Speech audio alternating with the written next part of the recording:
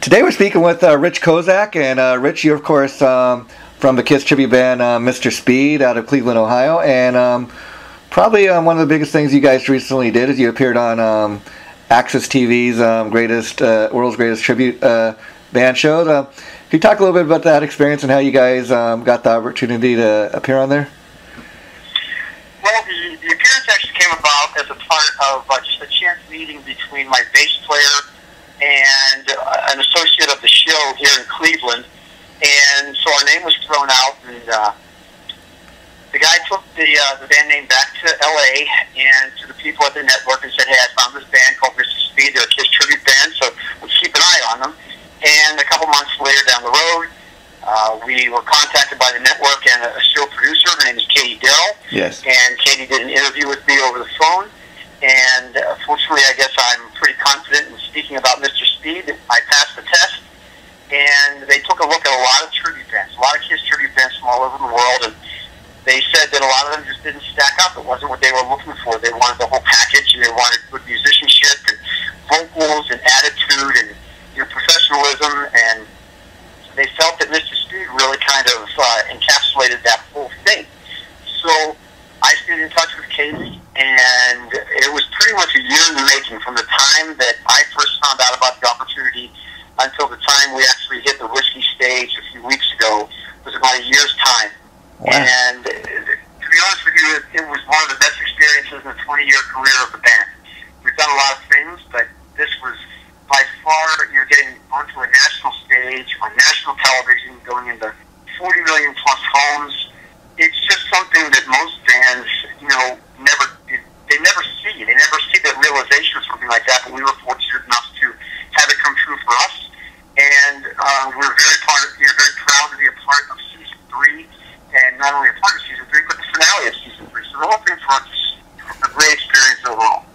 Yeah. So Mr. Speed's like one of the premier Kiss tributes, like you're saying. The last few years, you guys have done quite well, and I know in the tribute scene that TV show is like kind of the pinnacle. A lot of bands, strive to get on that show. So let me ask you, after appearing on the show, have you guys been getting a lot more calls as far as people wanting you to play their venues in that?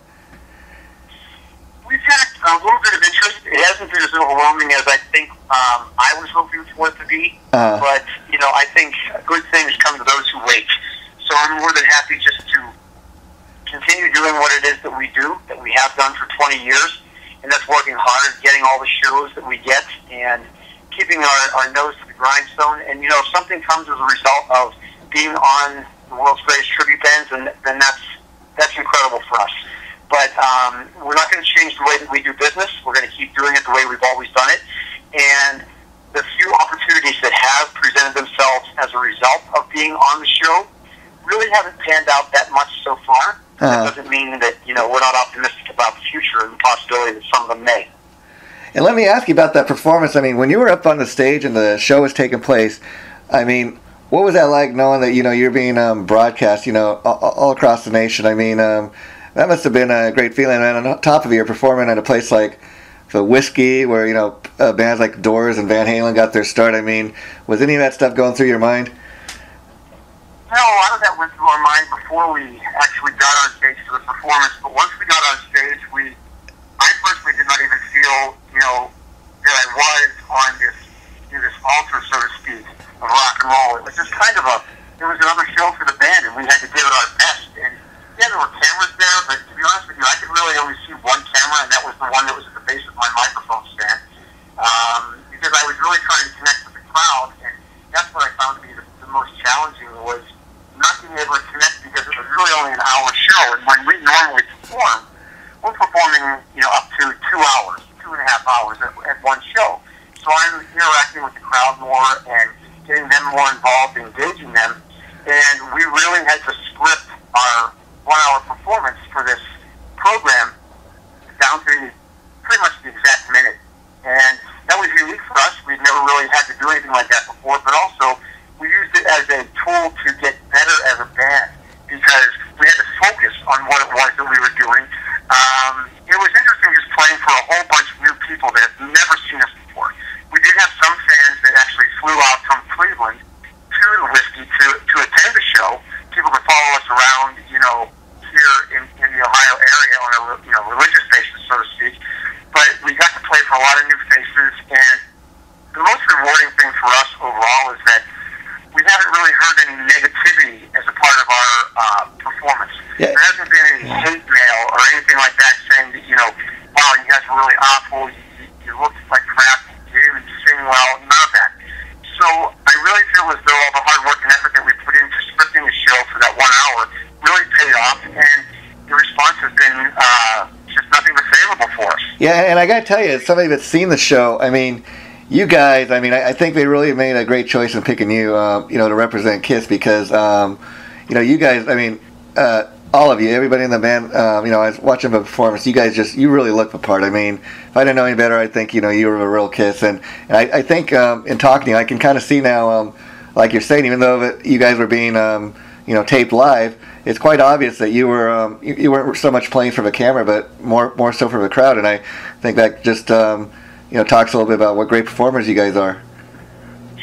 Yeah, I think the network really didn't want us to be so nervous, and I think initially they were concerned that, oh my God, how are the guys in your band going to handle having 5 or 6 cameras looking at them, And I think initially we thought, well, there might be some nerves as a result of that, because normally when we perform, we don't have cameras looking at us.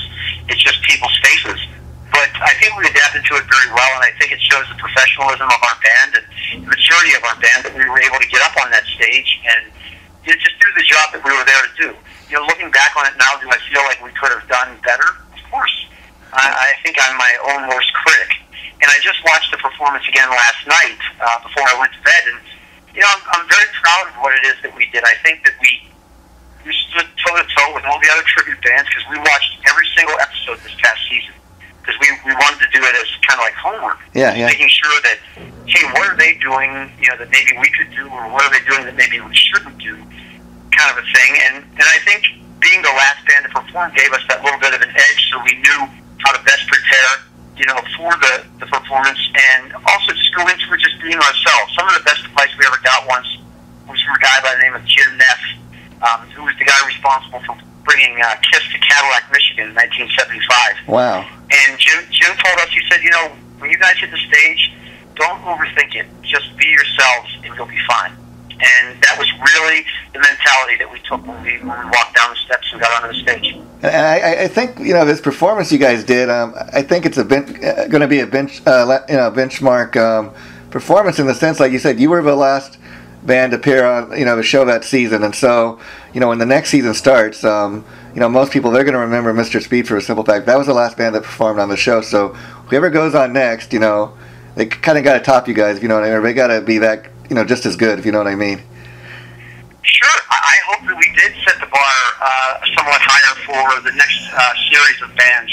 And even we wanted to live up to some of the bands that we saw, like the ABBA tribute band. We thought they were great, and the Prince tribute we thought was great as well.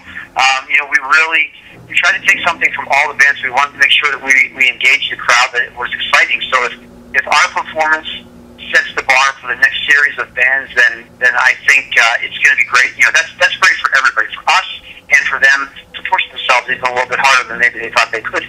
Now I guess next great place to ask you is, how did you first get into the music of KISS? Well, I came upon KISS by seeing the television commercial for the KISS radio. Oh, okay. And when I had seen that commercial, I was like, holy cow, what is this? What are these guys all about? Yeah. And not soon after that, a family moved onto my street where I was growing up, and there was a boy living in the house, and he had a KISS poster on his wall, and somehow I came to find out about this when we started talking. And he said, yeah, I went and saw KISS a few weeks ago at the concert, and, he had some stories to go along with it. So, we started listening to records one afternoon, and I saw this poster on his bedroom door, and I thought, wow, at first I saw this radio commercial, now I see this.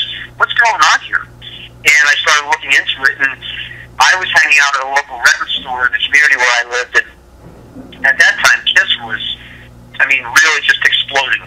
And they were on the cover of every single magazine, it seemed. And, so really the commercial for the KISS radio and meeting my friend Chris when I was growing up was really the catalyst for what got me into KISS. And then something that I had absorbed myself in. And now, let me ask you, Rich. You know, like even me, you know, growing up when I first became a Kiss fan, like a lot of people, you know, the combination of the look and the music. So I got to ask you, when you first realized there was this band Kiss, you saw the TV commercial.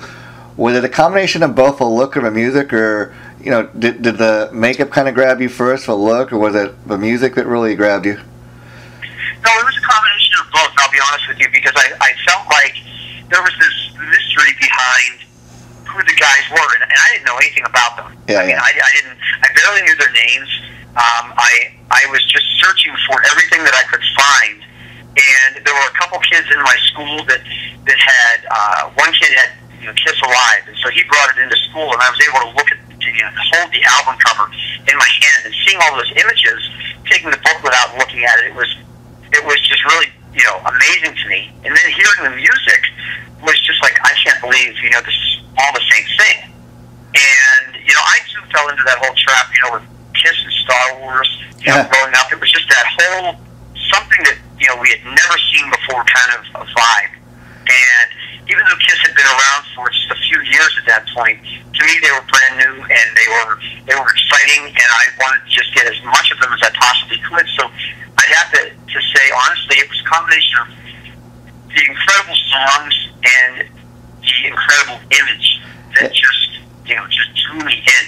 Yeah, I guess talking to you, it's taking me back to back in the day. I mean, they were so much in control of even people taking their photographs, so much to the point that people, back in the day, like you said, nobody knew what they looked like, and people were trying to get photos of them, out of costume, out of makeup, and people were able to get a couple of photos, but they always had like a napkin or something in front of their face. And the interesting thing is if you go back to 1983 when they went on MTV and took off the makeup, and after Lick It Up was released, funny thing is, even though people have been kind of wondering what they look like you see Gene, you see Paul, you kind of know, okay, that's Gene Simmons, that's Paul Stanley, even though you've never seen them before. But that is a great point, like you said, that they always had this mystique about what they look like underneath the makeup. Yeah, and even once they took the makeup off, I think it never changed for me. It was always Kiss. It didn't matter to me who was in the band. All this recent conversation about the Rock and Roll Hall of Fame and who should be in and who shouldn't be and all that. I always grew up under the premise that as long as there's Kiss, regardless of who was in the band, it was Kiss. I didn't hold the band to one incarnation or one one set of four guys and say, well, that's it. It's not Kiss unless it's Ace, Paul, Gene, and Peter. I mean, because they started the whole thing and created what it is that we all still love to this day. But if it wasn't for guys like Bruce and Vinny and even Mark St. John and Eric Carr and all those guys getting involved, and Gene and Paul staying committed, Paul mainly. Yeah. I mean, Gene was off doing his own thing in the '80s, and it's come to light now that Paul resented him for it, and I think deservedly so, because he probably felt like he was alone trying to keep this whole thing going, and I don't blame Paul for wanting to feel like he's got Kiss has always been his band. Yeah. But for me, it's always just been, I love the original Kiss, I love the Lick It Up era, I love the Asylum era, I love the Revenge era, and then I love the Psycho Circus era. It's just, I think if you're a Kiss fan, be a Kiss fan. I mean, yeah, I'm with you. Yeah, I'm with you on that. I mean, my whole thing with this whole controversy about the Rock and Roll Hall of Fame is, all too often, fans will say what jerks they think Gene and Paul are. But my whole thing is, I agreed with a lot of what they said, that those guys, they actually their whole problem with the Rock and Roll Hall of Fame is, like you said, they thought we want everybody that's ever been in the band inducted, including Eric Carr. He was in here for 12 years. He passed away. He deserves to be. And even Eric Singer, people fail to realize, Eric's been in the band almost 20 years. If you go back to when he first joined in '92, did the Revenge era. He actually was in Kiss without makeup, and for Rock and Roll Hall of Fame to say, well, we're only honoring the the material or the albums with the original band, I thought that really sucks. You're trying to honor this band, but yet you're only going to honor the part of their history that you want to honor.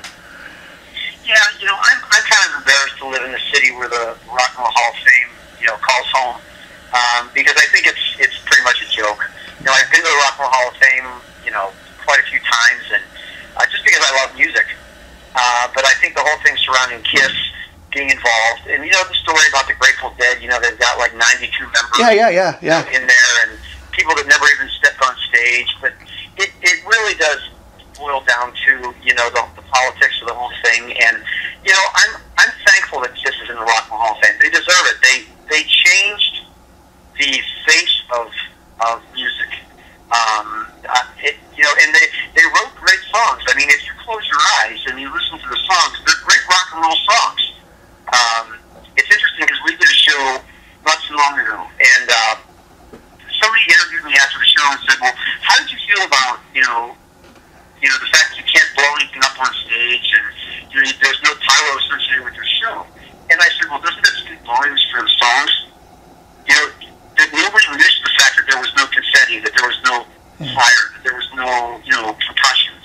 You know, the music still stands up, and people still got into the show and enjoyed themselves and had a great time just because of the songs."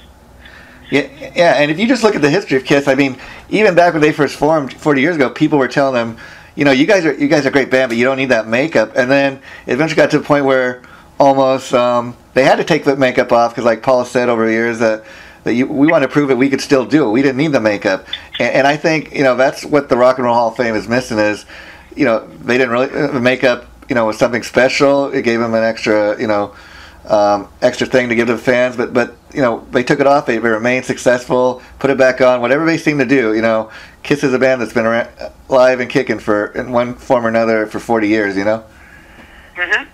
Yeah, I have my own opinions about the Rock Hall and why they want Kiss, and I think it's just a marketing ploy on their part, just to sell more merchandise and things like that, and you know, maybe just to shut the whole thing up, and so people will stop talking about it, and everybody can move on from it. Yeah. So, you know, whatever the real reasons are, you know, it's not to me. I know that it's controlled by people, you know, associated with Rolling Stone and John Mayer and things like that. Because if you go up, I think it's floor number 5 in the building, there's a complete Rolling Stone display in there. And it's like, you know, why is there so much, you know, space given to this magazine? Well, I think it's because it goes hand in hand. If you notice the bands that are in the Rock and Roll Hall of Fame, you know, bands that usually got a lot of coverage in Rolling Stone. And, you know, for Kiss to be snubbed for 15 years and bands like Rush and things like that, you know, it's crazy to me, the whole process about how they do it. But I'm glad that Kiss is in. We can stop talking about it and everybody can move forward. Yeah, you know, the last thing, you know, because you make a great point about the Rolling Stone magazine, I was curious, did you get a chance to catch a recent Rolling Stone piece on Kiss? You know, they're finally on the cover again, you know. After 40 years, and it took them, you know, being inducted in the Rock and Roll Hall of Fame to get them on the cover of Rolling Stone magazine. I mean, and the interesting thing about that to me, if you remember back when Eric Carr first died, I mean, I remember reading a letter that Gene, Paul, and Bruce had all sent to Rolling Stone because they didn't even want to cover Eric Carr's passing in their magazine, but they printed this little piece that the guys wrote, and then after 40 years of not being on the cover, even featured in the magazine, finally get on the cover. I just thought that was a little interesting. Yeah, there was actually I own an issue I think from '76 or '77 that when Kiss was actually in it. I think it was called "The Beasties of Rock" or something was the title of the article. So they actually were covered in Rolling Stone a long time ago. But yeah, never being on the cover. So look at the just the guilty by association. Kiss gets inducted into the Rock Hall, and then all of a sudden they're on the cover of the magazine. It's just it speaks volumes. Why are the Pretenders in the Rock and Roll Hall of Fame? What did they do to change, and influence music? I mean, have they really done that much? And then of course you've got all the rap artists and things like that. I don't know.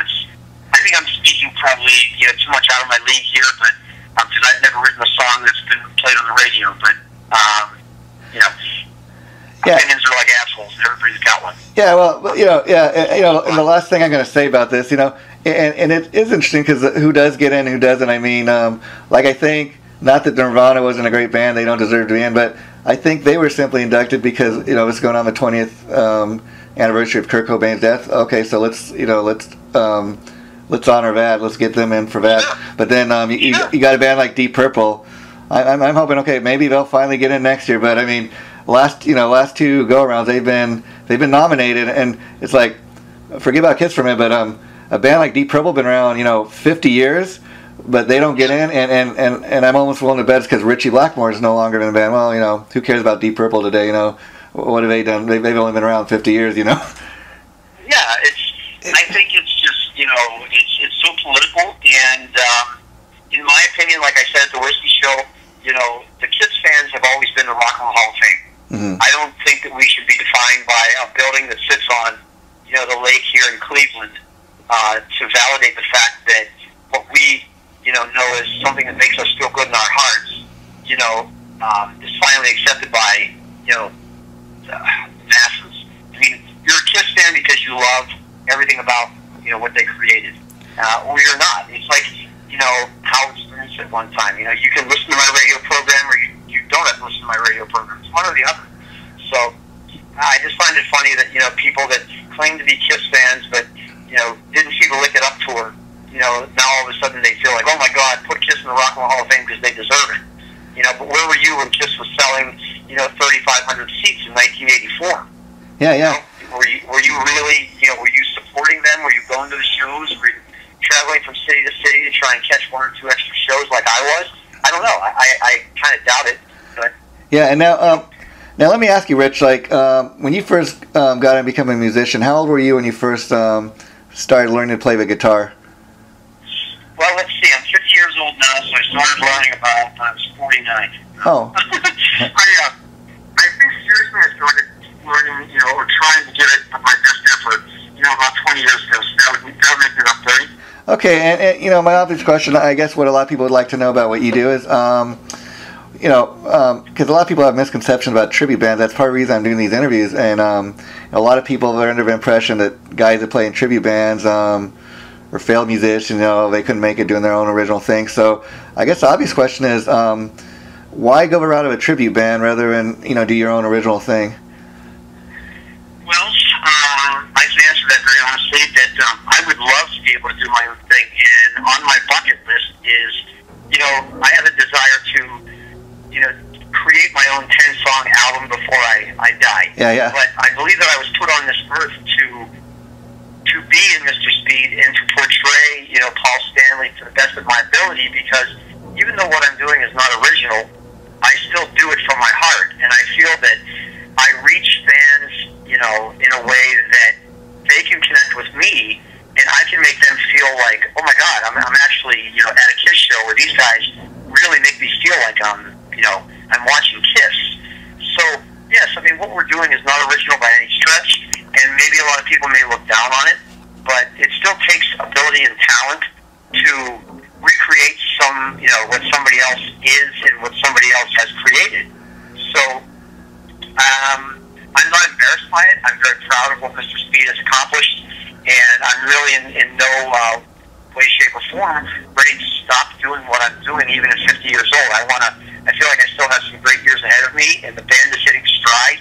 So to those people that think that maybe, we're not, good enough musicians or failed at something, I disagree with it. I don't think we're failed. I think we're succeeding every day, and the fans that come to our show are testament to the fact that we're succeeding. I mean, you're living the Kiss lifestyle in the sense that you want to rock and roll all night and party every day. But I'm glad to hear you say that, because no disrespect here, Rich, because I want to let you know part of the reason I'm doing these interviews with guys like you is I've been to a lot of these tribute shows, and I myself have seen firsthand all the hard work that goes into it, and that's what I'm trying to educate the public on all the hard work goes into put on a successful tribute band. And I can tell you, I've kind of experienced what you said as going to some of these tribute shows. For example, there's a Guns N' Roses tribute out here called Hollywood Rose. I know the singer Colby Vale. I'll never forget the first time I went to see him and the band play. I swear to God, I was looking at Axl Rose, 1987, and when I left the show, I thought to myself, man, that's as close as I'm ever going to get to seeing Axl and Slash play on stage. And I mean, these guys looked the part. They had the sound down. I mean, I had to blink for a minute. Am I at a Guns N' Roses show? And is that good? And I think if a band can put on that good of a show, you can give your audience a magical concert experience, if you know what I mean. Yeah, there are some tribute bands out there. I'll speak specifically about Kiss tribute bands. I've seen some other tributes. I'm a big Journey fan.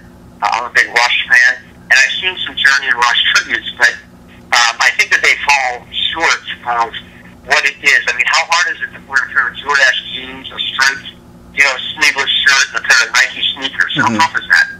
But these guys, they go out and they go to Hot Topics and they buy shirts with flames on it and think that they're in a Journey tribute band. But I think the bands that we're paying tribute to have given us the blueprint to recreate what it is that they've done. Now, in our situation, it's a lot more meticulous because we've got to create these costumes because we're probably scrutinized far more than any other tribute band on the face of the planet. Because people want to see, well, how does your makeup look, and how do the boots look, and what kind of costume are you wearing, and how it's really, very, very intricate for us.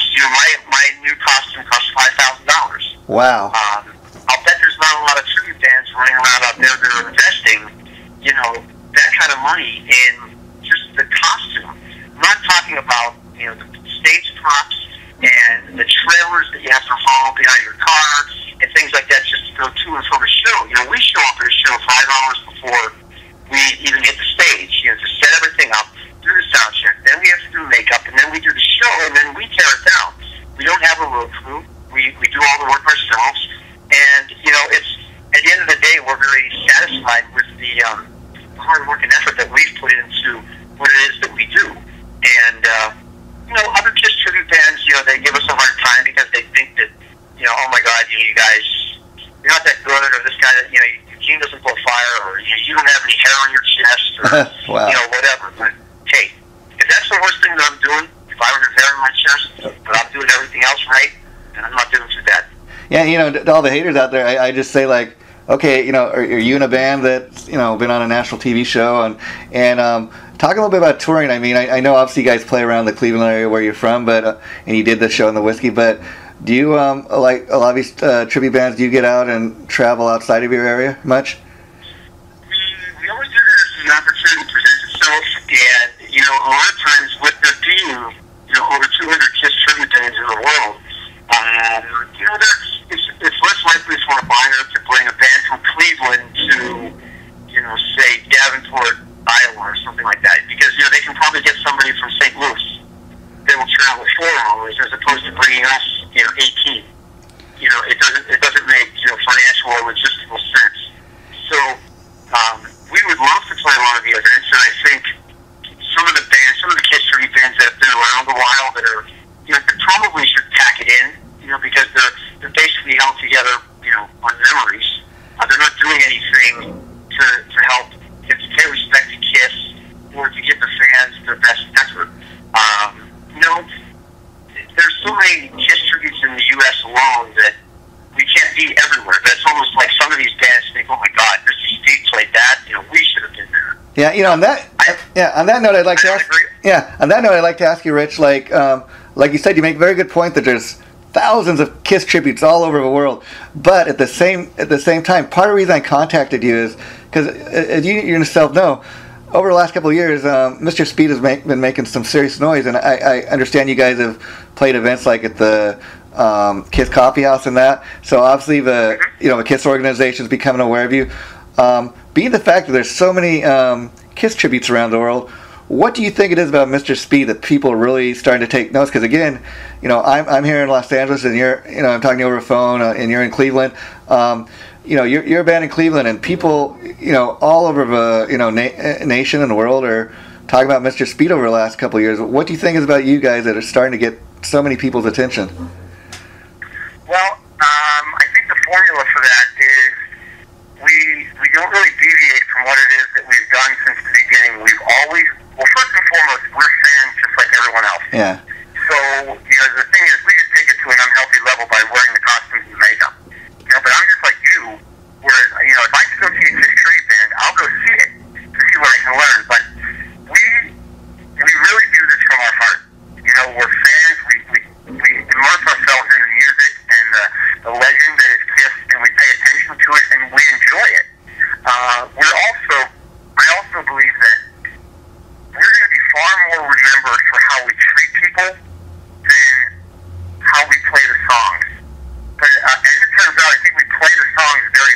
Yeah, yeah. They were also very nice to people. And I've met Kiss tribute bands that have been just downright nasty to me. Wow. They don't know who I am. They don't know who I am. They're just, oh my God, they're out there for whatever vices that they might personally be into it for, or for whatever their reasons are.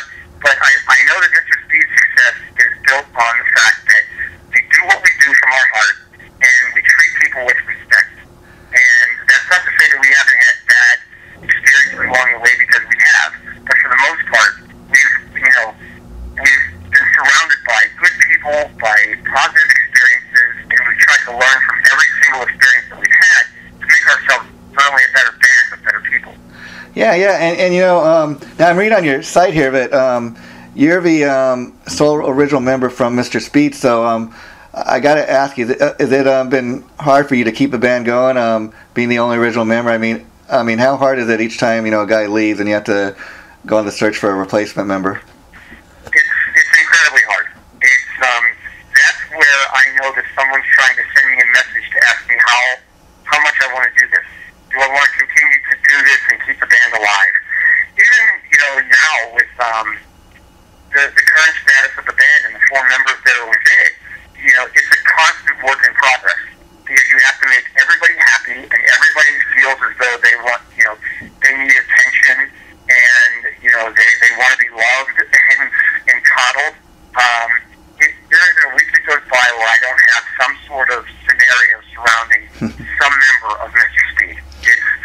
Sometimes it's very frustrating, but as the band leader, that's my responsibility to be able to put out those fires and keep everybody on the same page and keep everybody happy in so much that we can continue to do what it is that we do, and keep everybody focused on the goal, and that's being a band and not being 4 individual members. Yeah, and but one thing I've always loved about Kiss is the fact, that kind of keeps it interesting is kind of like the Beatles, which I understand they were greatly influenced by.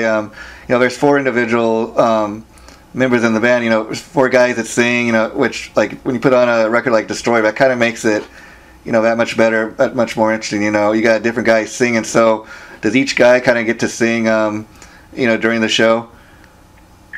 Absolutely. I think there's a lot of talent in this band right now, and musically, I don't think we've ever been any better than we currently are. So it shows the diversity of the band and its members when everybody gets a chance to sing, because I don't believe that it should be the Paul and Gene show. Yeah. And a lot of times at practice, we rehearse every Thursday night, whether we've got a gig or not. We practice every week. And, there are times when it seems like I'm singing every song at practice, but it's just probably because, Paul wrote a lot of great songs. And, we've got to keep our set list to the point where people who come to see us will know what it is that they're hearing. If we do something like Room Service, we might lose a little bit of interest. But if we do Love Gun, people are going to say, hey, I know that song. I've heard that song on the radio. But if we do 2 sides of the coin, people are more apt to probably go, I'm not so sure about that one. But if we do New York Groove, everybody's like, I love that song. Yeah. Or every time it comes on the radio, I love that song. And I'm sure you guys, got to perform the song "Mr. Speed," which leads me to my next question. That was always one of my favorite, I guess you could say deep cuts. It's one of my favorite Kiss songs of all time, and I felt it's always been very underrated. So, you obviously thought enough of the song to name your band after that. So, talk about the first time you ever heard that song. Well, I honestly don't remember the first time I heard the song, but the reason we named the band after that was because when we started out in 1993, there were just a few Kiss tribute bands, and most of them were taking names that were more recognizable, like, Love Gun and Detroit Rock City and Strutter and things like that. So what we wanted to do was, we thought, well, we're not really sure how long this is going to last, so let's pick a name that if people hear it, they're going to really be a Kiss fan. They're going to know exactly what it is. I didn't think about it at the time that maybe it might be a detriment to us, because a lot of times when people read the name Mr. Speed, they think we're a speed metal band. Wow. They don't know that we're a Kiss tribute band. So we have to make sure that in any kind of advertising or marketing that it's Mr. Speed, a Kiss tribute or a tribute to Kiss. But the song is, I've got a couple stories about it. In 2000,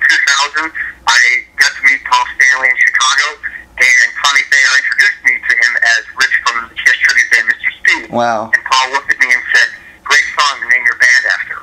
Wow. So, for me, I didn't need any more validation because I just had Paul Stanley look me in the face and say, "Great song to name your band after." And talking a little bit about deep cuts and that, you guys obviously got to do like mostly like the classic Kiss material, but do you ever throw in any deep cuts? I mean, I don't imagine you ever throw in like A World Without Heroes or something like that. Sure, I'm sorry to laugh at you, but we're probably the tribute band. I know there's maybe a few other bands around the world that really like to flex their muscle, so to speak, when it comes to the Kiss catalog. A lot of the bands can't do songs that, we want to hear. But since day one of Mr. Speed, the concept has always been, we can play Detroit Rock City and we can play Rock and Roll All Night, but let's play Unholy. Let's play Danger off of Creatures of the Night. Let's play World Without Heroes. We have played that song. We've done complete albums in their entirety. Wow. We've done Kiss, Hotter Than Hell, Dress to Kill, and Rock and Roll Over in their entirety. Wow. So all the weird songs on those albums that you thought, wow, I'd love to hear a Kiss tribute band play, we've done. So we do songs like Crazy Crazy Nights. We've done All Hell's Breaking Loose. We've done songs off of Revenge. Other than Unholy, we've done there's Every Time I Look at You. We've done that song live. It's not always about what we think the fans want to hear, because if it becomes not fun for us, it's not going to be fun for the audience. So we want the fans to feel as though they're having a good time along with us having a good time, and that makes just for a great atmosphere at our shows. Yeah, and let me ask you, like, you take a song like Every Time I Look at You, which to me I always loved. I thought, and never understood why it wasn't a bigger hit at the time, but when you play a song like that, I mean, you ever get people coming up to you and say, "Oh man, what was that song?" I never. And in a way, you're introducing the audience to a song they maybe never heard before when it first was released. Yeah, one of the biggest compliments we get is when someone comes to see us at a show and they say, "You know what? I saw you guys the last time you were here, and you played this song called Love 'Em and Leave 'Em, and I didn't know the song, but I went home and I Googled it and I found the album that it was on, and then I downloaded the album, put it on my iPod." Well, for us, that's like the biggest compliment. We're not benefiting financially from that, and that's cool. We're trying to educate, people on Kiss's music, because we feel there's so many other songs that need to be played, or should be played, especially by Kiss. You got to admit that seeing Kiss over the past 10, 15 years, we've pretty much seen the same show. Yeah. As far as the set list is concerned. And they like to say that, that's what the fans want, and so on and so forth, but this fan sitting here in Cleveland would like to see them do something a little bit more, because at some point in their career, these songs meant something to them. And if you're telling me now that 40 years on, that there's only 17 songs that are important, I find that hard to believe. Yeah, I mean, I think some of the recent shows they've done, like when they planned the Kiss Cruise, and they did a performance out here in California recently at a casino where they went on stage, they played unplugged, they didn't even put the makeup on, and they're playing a lot of these like back in '95 when they went on the unplugged tour, and they were playing like Shandi and World Without Heroes and Love 'Em and Leave 'Em, Love Theme, you name it. I think a lot of fans really dig that stuff. Now, have you guys ever attempted to do like an unplugged show, or would you?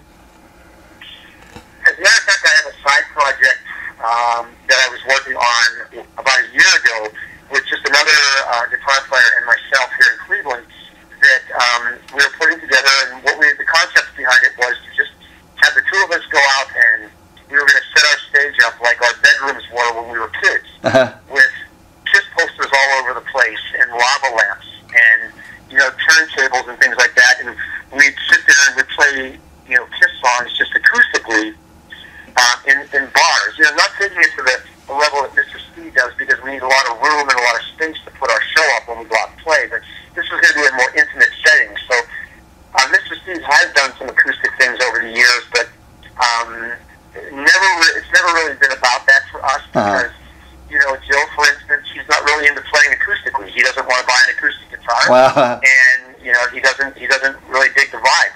So that was kind of what prompted me to look elsewhere to find somebody else who had the same passion and drive for still playing Kiss music, but doing it in a like different atmosphere condition, and so there's still a real good possibility that project is going to see the light of day before the end of the year. Oh, that'd be interesting, because just to let you know, I interviewed this other guy. He goes by the name of Las Vegas Gene Simmons, and he's in this Kiss tribute, Sin City Kiss out of Las Vegas, and they do some stuff, I know, with the mini Kiss golf course out there and stuff, and you can look it up on Facebook, and he's also got this project he's putting together now with some other guys called See You Tonight, and it's supposedly like an all Kiss Unplugged show, so that there is something like that out there already, but I think people would dig that. Now, I got to ask you, Rich, like when you first started doing this, how long did it take you to master your ability to be able to put on the makeup and, okay, it looks good enough before I go out on stage?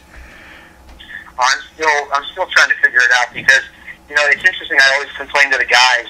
It's not really so much complaining, but it's if you look at the other three characters in Kiss, around their eyes they've got solid colors, and here if you look at Paul, he's got one eye that's completely covered with a color, but the other eye's got this intricate work around it.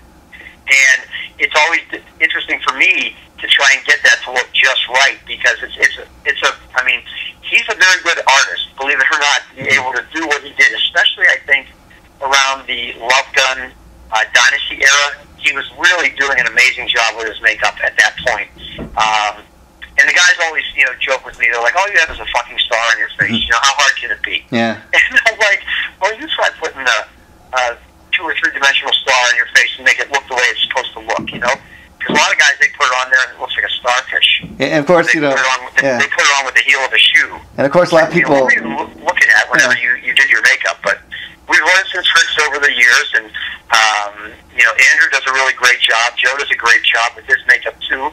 Danny kind of puts his on like he's a drywall guy, and then you've got me. So and of course, it's still a constant work in progress for all of us. Of course, a lot of people do know Paul Stanley as a star child, but I was wondering if you go back like to 40 years ago when they put out the debut album and he was wearing that bandit makeup. What did you think about that compared to the star child outfit? Oh, yeah, I never liked the bandit makeup. I was glad it was a one-off thing for him. He was trying to appease Neil Bogart and do something that Neil was suggesting, and it didn't fit Paul. And I liked the fact that he was confident enough in himself to say, "This isn't me, and I'm not doing it anymore. And to hell with your what you think about it." So good for him. I'm glad he went with the star, because I think it's just a classic symbol, and it fits him perfectly. And again, talking about your band, Mr. Speed, I'd like to ask, what's the most difficult thing about what you guys do at this point? Is it putting on the time it takes, put on the makeup and the costume? Because I imagine at this point in your career, you've gotten to a point where you're pretty comfortable in your ability to play the music. Oh yeah, I think just keeping the band functioning in tune is the hardest thing that I have to deal with. Once we set our minds to doing something, we pretty much accomplish it to the best of our ability. Whether other people agree with it, accept it, or like it, that's their choice.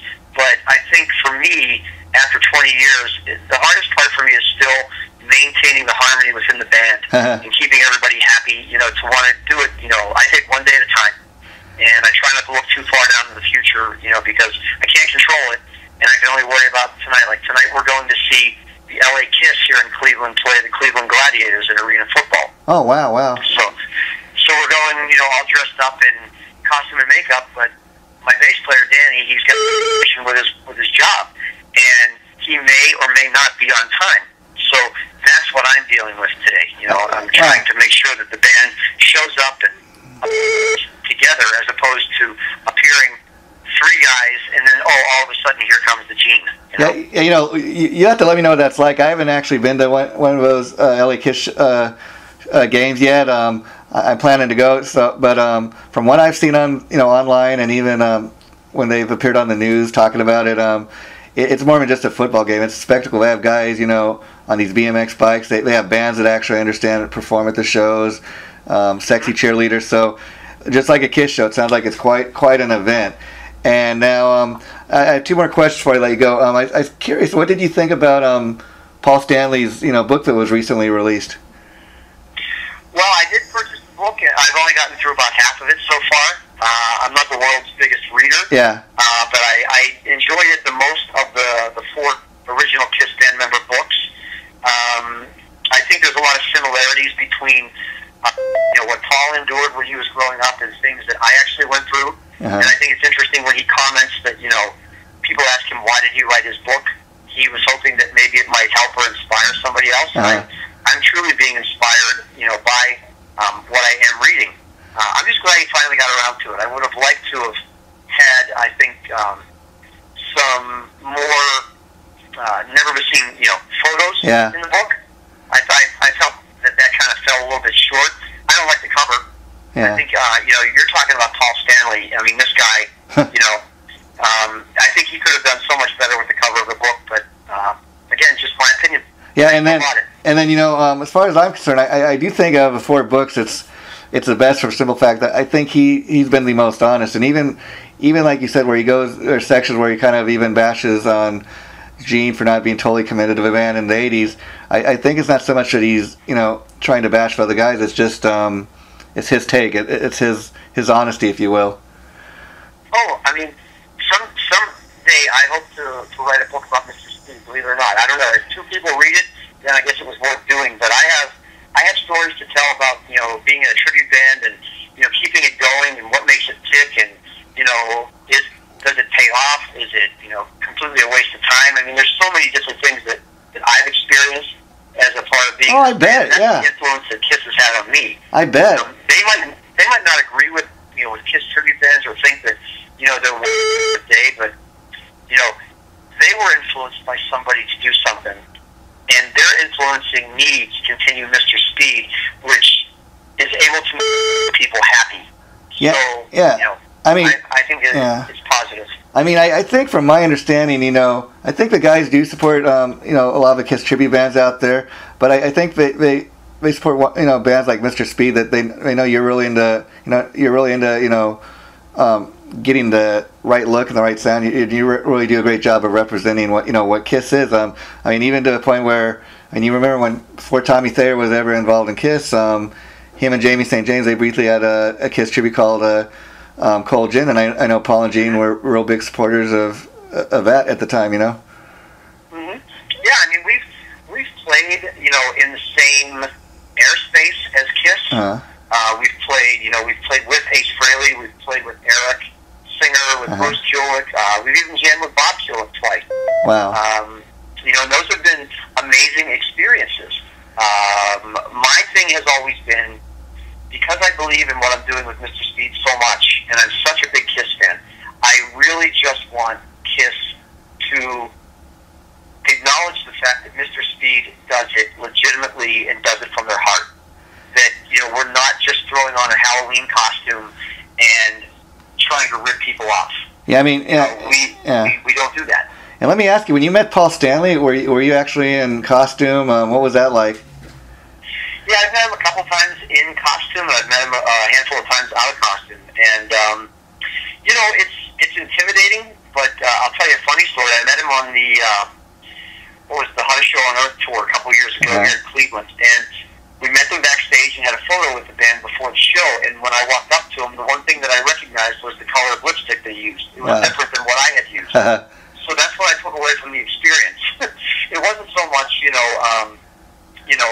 anything else. He looked at me, he gave me a fist pound, and he says, "Hey, it's my replacement." When you hear somebody that you consider to be your inspiration and one of your heroes say something like that to you, he could have just been blowing smoke up my skirt. Yeah. But maybe he was saying, hey, this guy doesn't look half bad. Yeah, and and let me ask you, what's that like to meet your hero, and you're like made up, what he's famous for being made up? I mean, it's kind of almost like looking in a mirror, I imagine. What was that like? Well, again, it's being in a tribute band for me is paying respect to the artist that I'm paying tribute to. So I take it very, very seriously. I've seen a lot of guys that portray Paul Stanley, and they just you know, they fall short or they go over the top with certain things. It always cracks me up, the real muscled out guys that try to be Paul. I think that that's kind of funny, but you know, that is who they are. I don't see Paul Stanley as a bodybuilder. Yeah. He's always been in really great shape. He pays particular attention to his voice. You know, I'm taking voice lessons to try and improve my singing ability so that, you know, my craft and my product has sustainability. You know, that it doesn't just start to suck. Because a lot of people, when they come to see Mr. Speed, they don't walk away from the show going, wow, that band sucked. Now let me ask you, Rich, were you always a guy that sang, or did you kind of get into singing as a result of putting Mr. Speed together? Oh yeah, it was. I mean, I sang in my grade school choir. I sang in chorus when I was in high school, but I never really took it seriously until probably the last maybe 3 or 4 years when I felt like I had more to offer, and I searched out a couple vocal coaches here in Cleveland, and I spent some time with them, you know, on a weekly basis, just trying to learn some things, trying to get some things into my head. And there's a lot. There's a science to singing properly and maintaining your voice. And, you know, the human body can only withstand so much. So I hope to try and protect mine as long as I can until, you know, it's time to stop. And so do you think Mr. Speed has helped you become a better singer then? Absolutely. And that's, you know, that's really great to hear. Now, we're talking about Bob and Bruce Kulick. I've had the opportunity to meet both those guys personally myself, and they've both been nothing but, you know, we're nothing but friendly. And Bob Kulick to me has always been an underrated guy. I mean, here's a guy, he's played, you know, on Kiss albums with Paul Stanley, Alice Cooper, and it took him becoming a producer to, you know, producing a Motorhead track to, you know, win a Grammy. Yeah, Bob's a really great guy to be around. You know, the Kulick brothers and the experiences that I've had with them, I've been very humbled to be in their presence and to be able to learn from them and just share the stage with them on a couple of occasions. But Bob, for me, you know, he played the lead guitar work on Paul's 78 solo album. So for me, to be able to jam with that guy is just a dream come true. And I still, you know, communicate with Bob, you know, off and on, which is great to be able to have that kind of communication with him. Yeah. And, you know, it's great that, yeah, he won a Grammy for doing something, you know, that was associated with his, you know, musicality. But hopefully Bob thinks that he's more Than that. He's accomplished more than just that one thing. Yeah. And I know that he's very proud of what it is that he's got going on. And he was just he told me not that long ago that he was doing some work on the studio. So I was very happy to hear that things are looking up for him again. Yeah, now, I'm noticing on your site, which I totally understand, it says you cite Destroyer as your favorite Kiss album. Now, on that note, I have to ask you, what did you think about when a couple years ago, when they re-released, you know, I think they called it Destroyer Remastered or something. I mean, to me, the only real difference besides the artwork was the drums were a little more bombastic. Did you like what they did on that, or do you think they should have left it alone? Well, I think from a musician's point of view, if you ever hear something that you've listened to 1,000 times, if you can hear it better, yeah. You can hear things that are enhanced that maybe you haven't heard the first 1,000 times. Yeah, I think it's cool. You know, there was a different guitar solo on Sweet Pain. I think they actually added Ace's, you know, original solo as opposed to Dick Wagner's solo that actually made the final product. You know, for me, I thought it was great. I thought the packaging of it was cool. You know, I've read recently where Peter thought it was a bunch of crap. He didn't appreciate it, but you know, again, everyone's entitled to their own opinion of what it is that they experience, and I thought it was a great package. I thought that hearing the record in a new way was invigorating, and Destroyer is always going to be my favorite Kiss album because it's the album that introduced me to the band. Yeah, and you know, you're talking about when you met Paul Stanley. You know, he made some comment about, you know, hey, maybe one day you'll be my replacement. Now, I've heard both him and Gene in recent years talking about, you know, they have this dream of continuing Kiss when they're not even, you know, in the band any longer. But they'll continue to run it, but they'll have other guys do it. What do you think about that concept? You know, I think if they want to put their stamp on something and maybe put it, you know, in a residency like in Vegas or LA or Montreal or something, you know, that's cool. But I think being the replacement for Paul Stanley in Kiss, I think that should never ever happen. Yeah. I think when Paul is ready to stop, I think Kiss should stop. And they shouldn't try to continue it, with other people, because there's never going to be somebody that's Paul Stanley. There's never going to be somebody that's Gene. Spear on top of that, he does a great Gene, or he used to do a great Gene. And Tommy does a great bass, but he's not bass. Yeah. It's just one of these things where I think you leave well enough alone. And when these guys are ready to call it a day, just call it a day. And if you want to put your stamp on something and call it Kiss, 2.0 or whatever, then great. I'd love to be considered for it, of course. And then the last thing I'm going to ask before I let you go, because it's really been great talking to you, but I know you're busy. Is we're talking about Kiss, and they kind of been getting into having tribute bands play the Kiss cruise as well as the original bands. What would you think? What would you think about if you guys were asked to do a Kiss cruise or something? Is that something you could see happening?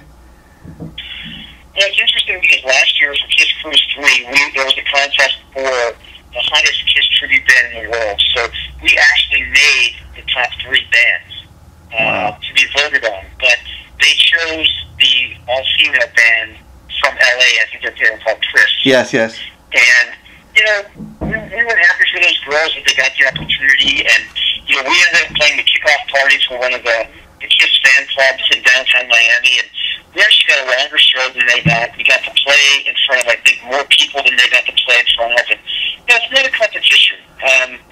If Kiss contacts us and says, "Hey, we have this idea. We'd really like you guys to come on the Kiss cruise and play 2 shows and just be an added part of the entertainment," I would be very humbled and very honored to be a part of that. To be honest with you, there was talk before the first Kiss cruise about having us on the ship, but it's my understanding that Paul Stanley was the one who shot that idea down. He didn't want a Kiss tribute band on the boat when Kiss themselves was actually going to be there. Wow. Out of respect for Paul and those guys, I don't want to be associated with something where they look down on us. I want to be associated with Kiss where they look at us in a positive light and they think, Mr. Speed is really doing it for the right reasons, and we're really proud to have them getting tribute to, who it is that we are. Wow, Rich. Well, it's been great talking to you, so I'm going to let you go now, Rich. But I just want to once again thank you for taking time to do this. I really appreciate it. And before I let you go, I just want to say, please do me a favor, keep my contact info, and I'll keep yours as well, because what we're looking to do here is create a little, kind of what they have on Access TV. We're trying to create a little community among the tribute bands and help get the word out about you guys. And so a couple of these guys I've interviewed more than once, so I'd like to do another interview with you down the line if you don't mind. So let's make a promise, keep in touch, okay? Absolutely, Jason. I appreciate all the time and the effort you put into this, and I will certainly keep all your contact info. And if you ever want to chat Kiss with me, give me a ring. Yeah, that's kind of what I'd like to do now.